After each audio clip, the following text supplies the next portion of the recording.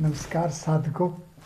हम श्री विद्या क्षेत्र में जो वैदिक मैथमेटिक्स साइंस एंड टेक्नोलॉजी का क्षेत्र जागृत है उसमें प्रवेश कर रहे हैं। श्री विद्या के क्षेत्र में जो वैदिक मैथमेटिक्स साइंस एंड टेक्नोलॉजी का क्षेत्र जागृत है उसमें प्रवेश करने जा रहे हैं।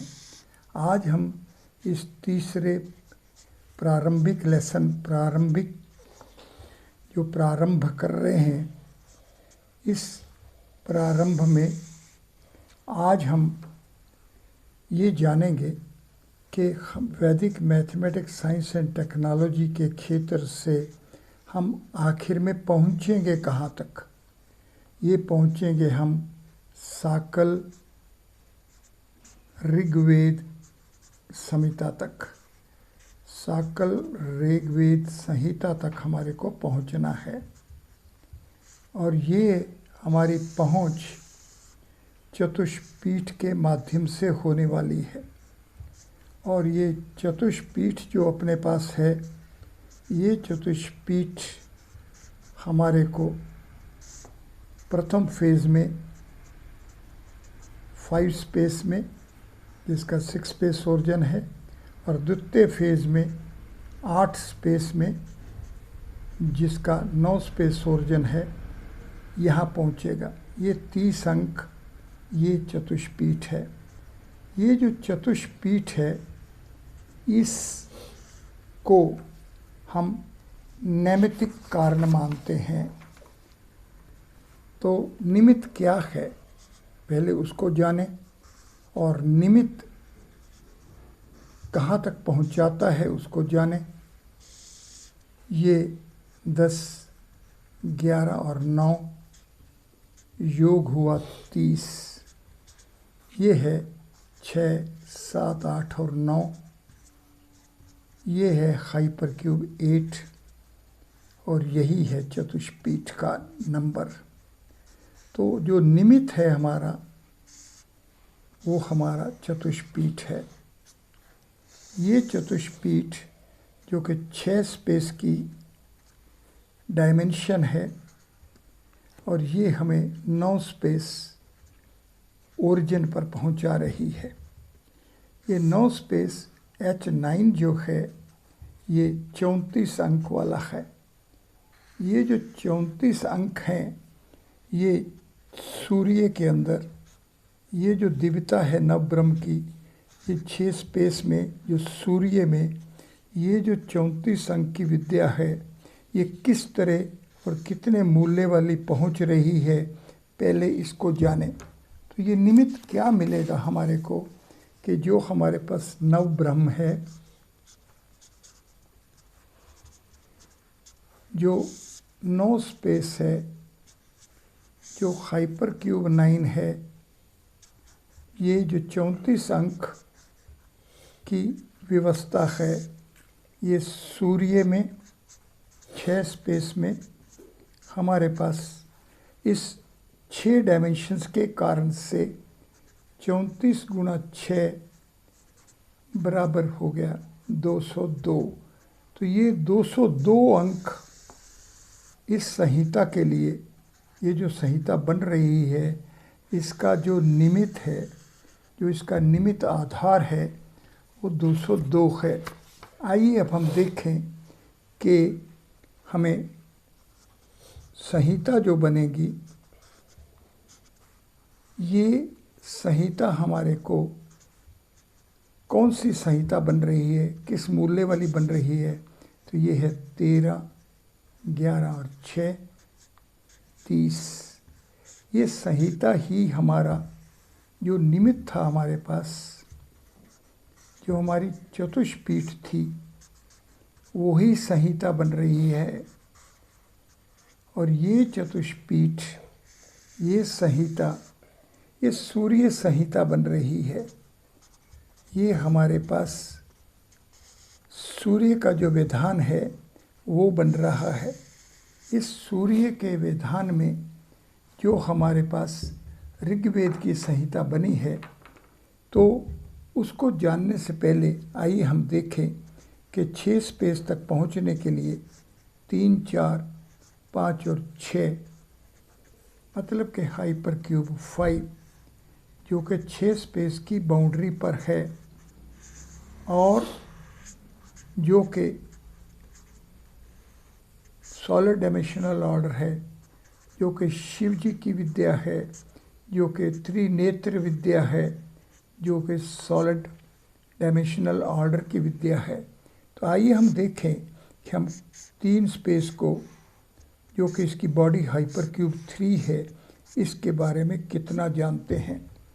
अगर हम हाइपर क्यूब 3 को ध्यान से देखें तो उसके लिए हम सबसे पहले इसकी जो स्ट्रक्चरल कंपोनेंट्स हैं उस पर केंद्रित रहें।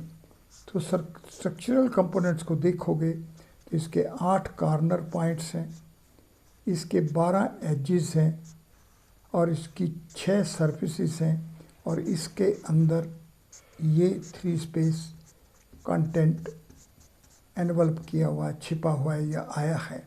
ये कुल 27 अंक बनते हैं। ये जो 27 अंक है ये उपादान है। इसलिए जो द्रव्य है, जो उपादान कारण है, जो वो ये क्यूब की इस व्यवस्था तक है, और जो निमित्त कारण है वो इसके 3 एक्सिस को और जोड़ देता है। तो 27 में जब 3 को जोड़ देंगे तो 30 होगा। तो ये हमारे पास निमित्त कारण है, आधार है, और ये हमारे पास उपादान कारण है। अब हम साकल ऋग्वेद संहिता को जानने के लिए आइए देखें कि साकल ऋग्वेद संहिता कैसी बनी हुई है। इसमें 10 मंडल हैं और जो मंडल है इसके दिव्य अंक 29 हैं। 29 को 10 से गुणा करेंगे तो ये हो जाएगा 290। ये 8 अष्टक का ग्रंथ है। ये 8 अष्टकों में विभाजित है। अष्टक का दिव्य अंक 13 है। 13 को 8 से गुणा करेंगे तो 104 होगा और ये साथ साथ अगर क्रम अनुसार योग भी करते जाएं तो ये हमारे पास 394 हो गया। ये ग्रंथ 64 अध्यायों में बटा हुआ है और जो शब्द अध्याय है इसकी दिव्य अंक भी 13 हैं।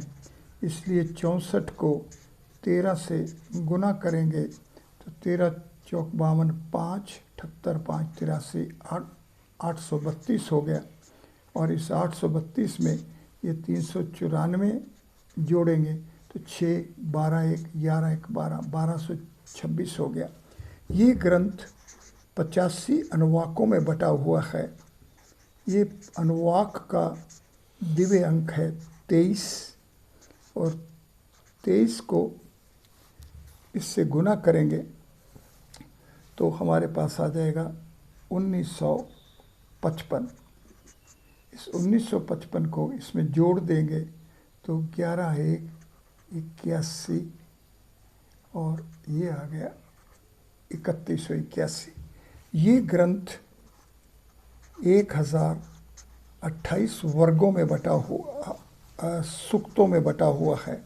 सूक्त का दिव्य अंक 15 है। तो 15, 8 है 120, 12, 30, 12, 42, 4 और ये 15। इसको इसमें जोड़ दीजिए तो आ गया 1, 10, 0, 1, 6, 10, 0, 1, 5 और 1, 6, 18, 601। ये ग्रंथ 2024 वर्गों में बटा हुआ है और वर्ग का दिव्य अंक 14 है। तो इसको 14, 56, 5, 28, 5, 33, 3 और 28। इसको इसके साथ जोड़ दीजिए तो 7, 3, 9, 6 और 4। आइए हम देखें कि 46,900 37 अंक जो है, जिसकी आवश्यकता है हमारे को 10 मंडल, 8 अष्टक, 64 अध्याय, 85 अनुवाक, 1028 सूक्त और 2024 वर्गों की ये संगठन बनाने के लिए हमारे को इतने अंक की आवश्यकता है। इस अंकों की अवस्था में अगर हम देखें कि हम अब कहाँ जा रहे हैं, हम प्रणवा सर्वदेशु है, प्रणव का दिव्य अंक 36 है, तो ये 36, 5, 7 ये 6 अंक के डबल डिजिट्स नंबर्स को जब व्यवस्थित करेंगे तो ये जो पहला 3 अंक की व्यवस्था 36 आएगी, यहाँ 35 होगा, यहाँ पर पहुँचना प्रणव है और यहाँ तक रहना उद्गीत है। ये उद्गीत से परवर्ण में जाना ये एकाधिकेन है। तो ये एकाधिकेन हमारे पास 12,000 का यूनिट होता है और 12,000 का यूनिट जो है ये सतयुग ये से लेकर त्रेता से लेकर द्वापर से लेकर कलयुग तक ये व्यवस्था जो है ये 1,000, ये 2,000, ये 3,000, ये 4,000 और इनके अंदर संधि दोनों तरफ 4,000 के दोनों तरफ 400, 400, 3,000 के दोनों तरफ 300, 300, 2,000 के दोनों तरफ 200, 200, 1,000 के दोनों तरफ 100 और 100। ये जो संधि है ये 2,000 के बराबर है और ये 10 है, ये 12,000 हो गया। एक चतुर्युग, एक जो यूनिट है, ये जो दिव्य यूनिट है ये 12,000 का है। इसलिए हमारे पास यहाँ जो उद्गीत है जो 35 व्यवस्था वाला है, डबल डिजिट नंबर है, और यहाँ पर जो प्रणव है जो 36 अंक वाला है, तो एक यूनिट 12,000 का हमारे पास यहाँ पर मिल गया। और देखा हमने कि 202 अंक हमारे को जो 9 स्पेस है, जो ब्रह्म है, ये सूर्य में ये 34 अंक हाइपर क्यूब 9 जो है ये हमारे को जो निमित्त कारण बन रहा है ये 202 का बनता है। ये 12,202 की व्यवस्था होगी। आइए हम देखें कि ऋग्वेद जो है, जो ऋग्वेद की संहिता है ये 4,32,000 अक्षरों का ग्रंथ है। इसके अंदर 34,735 लिखित शब्द नहीं हैं।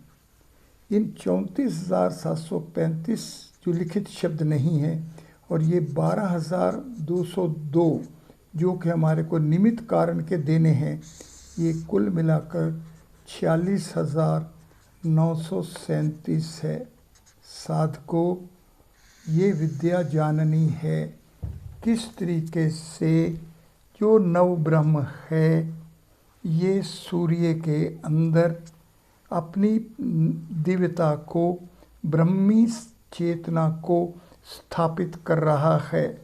ये ब्रह्मी चेतना का स्थापित होना, 6 दिशाओं में होना, 2002 अंक वाला, और ये जो निमित्त कारण है, ये जो चतुष्पीठ का निमित्त कारण है, इसमें 12 एक चतुर्युग, एक यूनिट की जो व्यवस्था है, इनको उपयोग करके जो ऋग्वेद संहिता बनेगी उसमें 34,735 अक्षर जमा 12,202 अक्षर, कुल 46,937 अक्षरों का उपयोग हम इस ग्रंथ को विभाजित कैसे करना है, इसको 10 मंडल वाला बनाना है, इसको हमने 8 अष्टक में वाला बनाना है, इसको हमने 64 अध्यायों वाला बनाना है,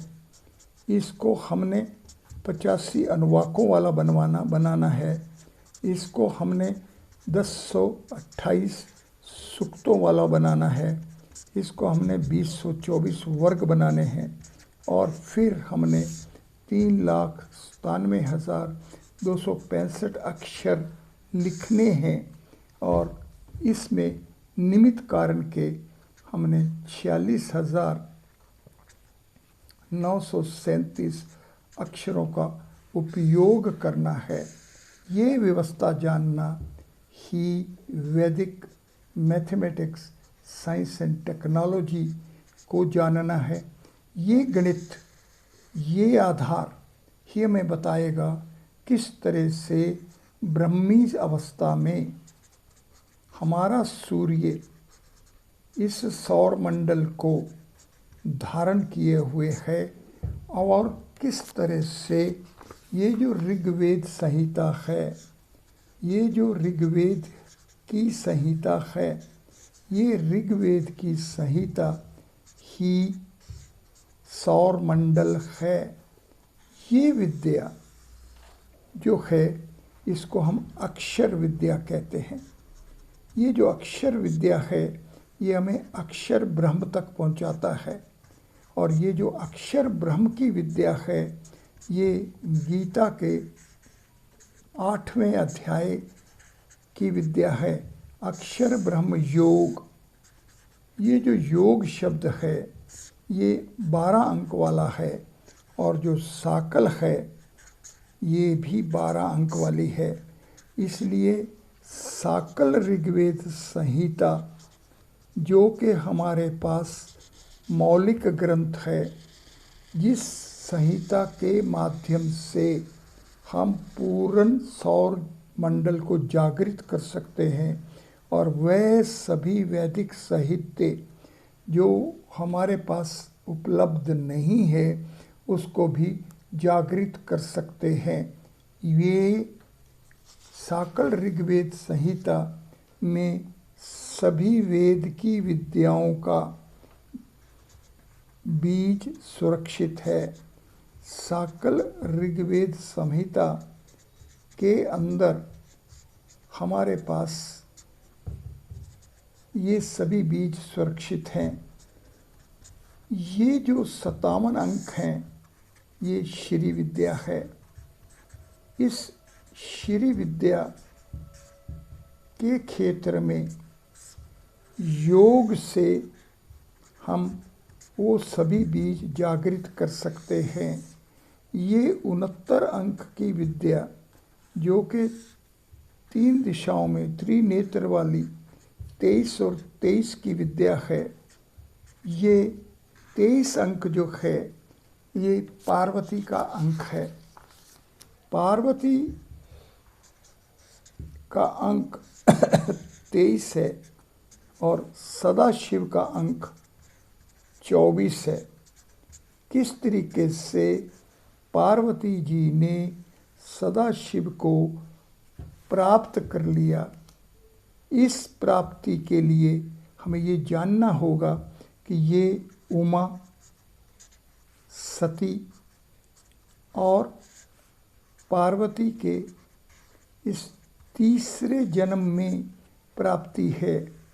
ये 14 अंक की विद्या है, ये 10 अंक की विद्या है और ये 23 अंक की विद्या है। इस विद्या को ना जानना, इस 47 की विद्या को ना जानना है जो कि अर्जन विषाद योग है। ये जो अर्जन का विषाद है, जो अर्जन के विषाद का जो योग है, जो गीता का प्रथम अंक है, वो 47 श्लोकों वाला है।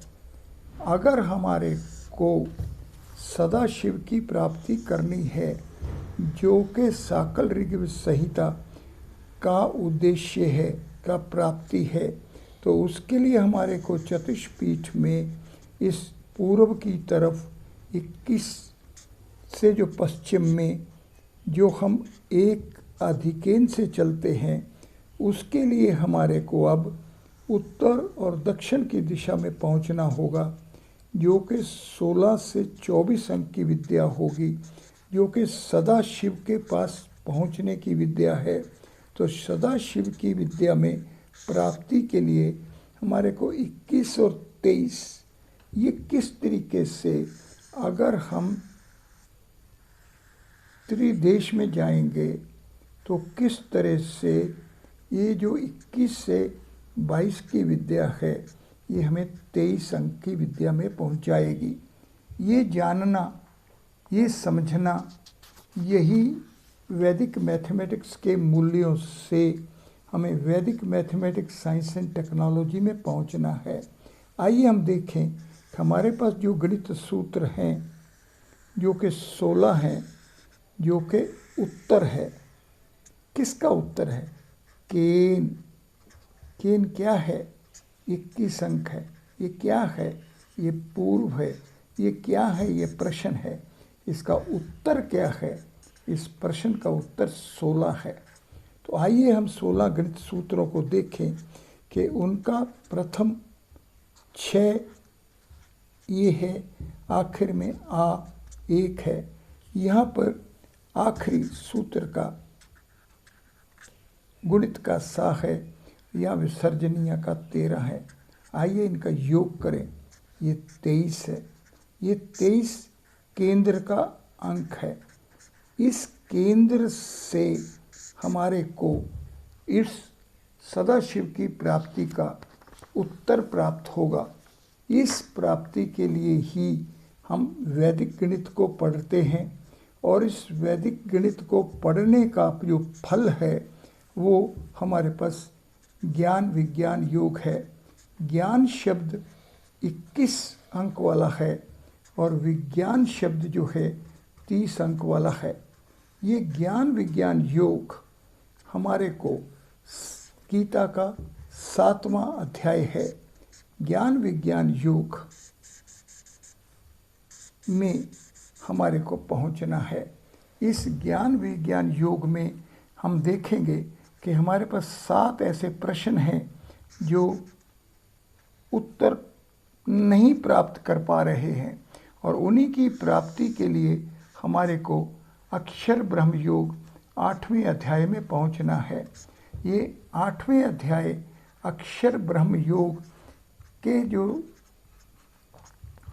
श्लोक हैं वो 28 हैं, 7वें के 30 हैं, 9वें के 34 हैं। इस तरह से हमारे को वैदिक गणित के आधार पर किस तरह से स्थापत्य पर स्थापना हो रही है, कैसे ब्रह्म अपनी ब्रह्मी अवस्था की चेतना इस स्थापत्य आधार पर चतुष्पीठ में पहुंचकर सूर्य संहिता को स्थापित कर रहा है। इस सूर्य संहिता की स्थापति जो है उसके लिए ही हमें वैदिक गणित को जानना होगा, जागृत करना होगा, और उस जानने के लिए, जागृत करने के लिए हमारे को स्वामी जी के बताए हुए पथ पर ज्ञान के माध्यम को ध्यान के आधार पर जागृत रखना होगा। जो ज्ञान चेतना आधारित है वो ही ज्ञान ऋतंभरा बुद्धि की प्राप्ति कराएगा, वो ही शुद्ध ज्ञान होगा। और उस शुद्ध ज्ञान की प्राप्ति के लिए ही हम साधक जिज्ञासु हैं, प्रयासरत हैं। हमारा अभ्यास वैराग्य इस दिशा वाला है। धन्यवाद।